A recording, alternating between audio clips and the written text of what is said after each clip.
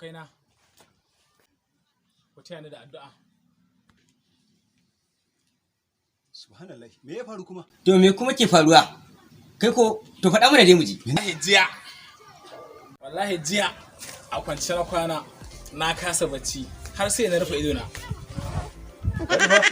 To kai ko in za a bacci dama ba dole ya rufe ido ba? Sai ya rufe ido in za a bacci. To wai dama haka ne? A'a. Ba ma ka sani ba ma kin. To ni ina na sani. Ka taɓa ganin wanda ya bacci bai rufe ido ba? A wannan fa akwai renin a cikin wannan al'amari.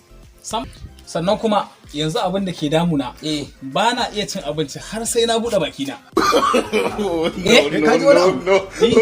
Kai ka taɓa ganin wanda ke cin abinci bakin shi a rufe? To kai banda abinka ka taɓa ganin an sha ruwa ba a buɗe baki ba bare abinci? To ni a tunani na gaba daya na yi tunanin duk in za a yi wannan ba sai an yi buɗe baki ba. Wanda ka ɗauko shi sai ka ji ka ƙoshi. Yasa na ga tun daga kawo tun daga sanda ka ka zuwa kawo kai ka taɓa cin komai ba. Sannan kuma hallo wata matsalai. Na'am. Da zarar ban ci abinci ba. Muna jin ka. Sai ne ta jin yunwa ta bala'i. Yo kai ka taba ganin da ma mutumin da bai ci abinci ba ai dole sai an ci abinci tukunna. In ba a ci abinci ba ko ai ba dakata. To ina jin ka. Yanzu kai banda abinka in banda ne kana maka dauke mu shawaraki. To da menene? Ka taba ganin to wai dakata. Ina jin ka. Wai me ma ka dauke mu ne tukunna? Yanzu kai banda abinka. Ka san kanka muke kawai. Tun daga har lokacin da aka yi ka zuwa kawo kai yanzu. Me kake ci ka girma? Ka ga mana cewa in baka ci abinci baka da karfi jikinka. Da can me kake ci? Da can naji an taba faɗa min wata magana ne. To muna jin ka. Can shekaru 2500 sun gabata.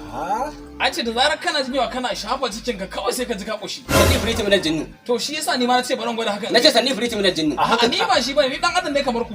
A haka ka girma kenan. Haka baka taba cin koyo baka taba ba ruwana da abinci san ba ruwana da abinci ni.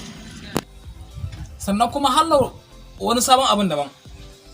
Da zarar na ci abinci kawai sai in ji na koshi.